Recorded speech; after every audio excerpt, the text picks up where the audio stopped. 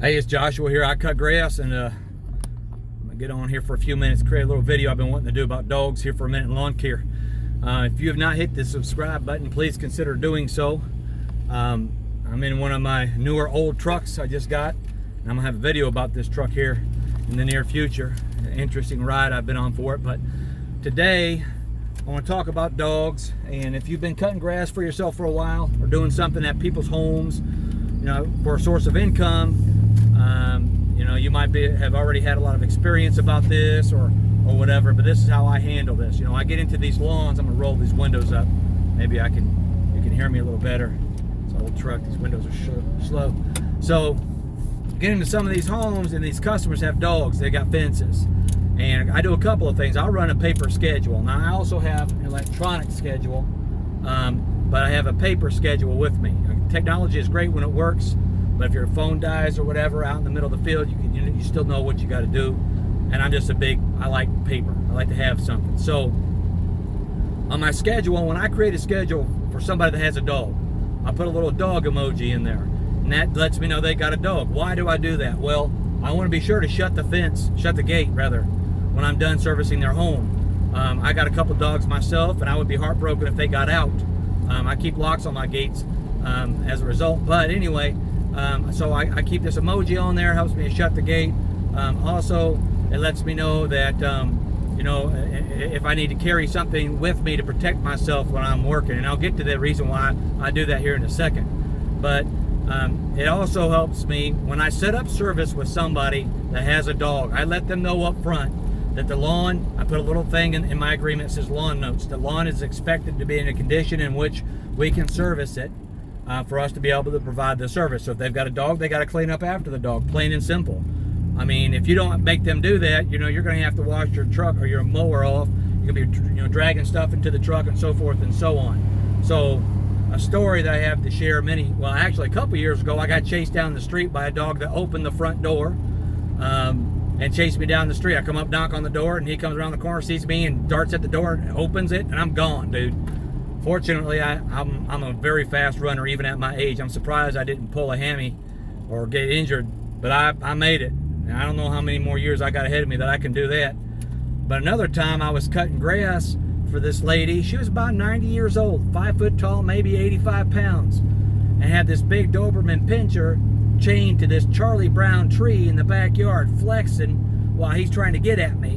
And she's like, "Oh, he's okay. He's not going to hurt you." And I'm like, "Lady, that dog's about to A, pull that tree out of the ground, B, the chain's going to snap, and C, he's going to eat me."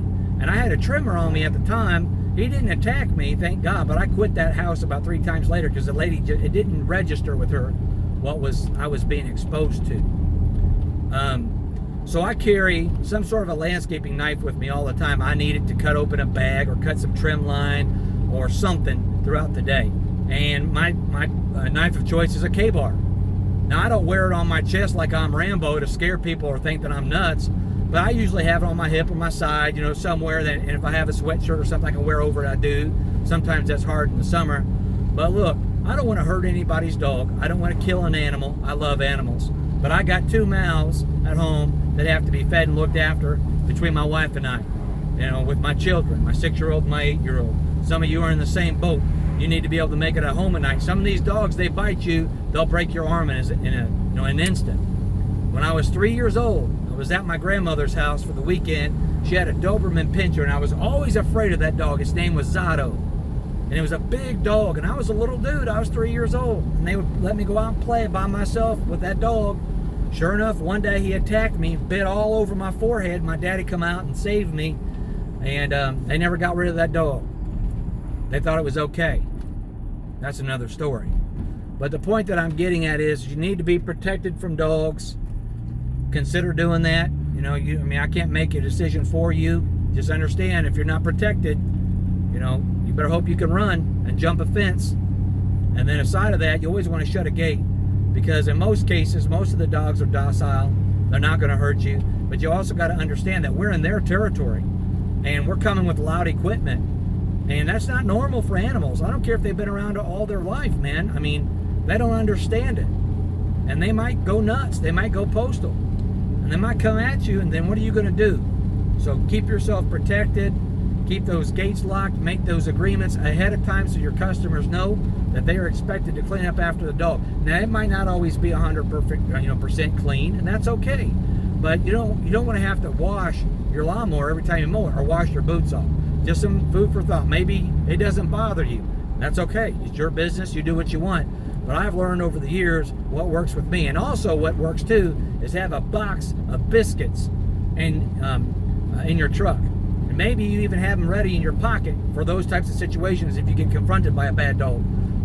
Might sound silly, and I don't care if a lady gets mad at me that I gave her dog a biscuit. If that dog is coming at me and that biscuit can save me, I'm giving that dog a biscuit. And maybe it won't. Maybe he won't be, convinced to not come at me. I don't know. But it's just something to think about. I hear all these stories about these postal service or servers, that are out delivering mail, and they got, dogs chasing them and biting them. I'm not going to be a casualty. So I hope this video is helpful for you. If you think that, someone else could benefit from having it, please go ahead and share the video with them and subscribe to the page, guys. We're trying to help as many people as possible. Peace.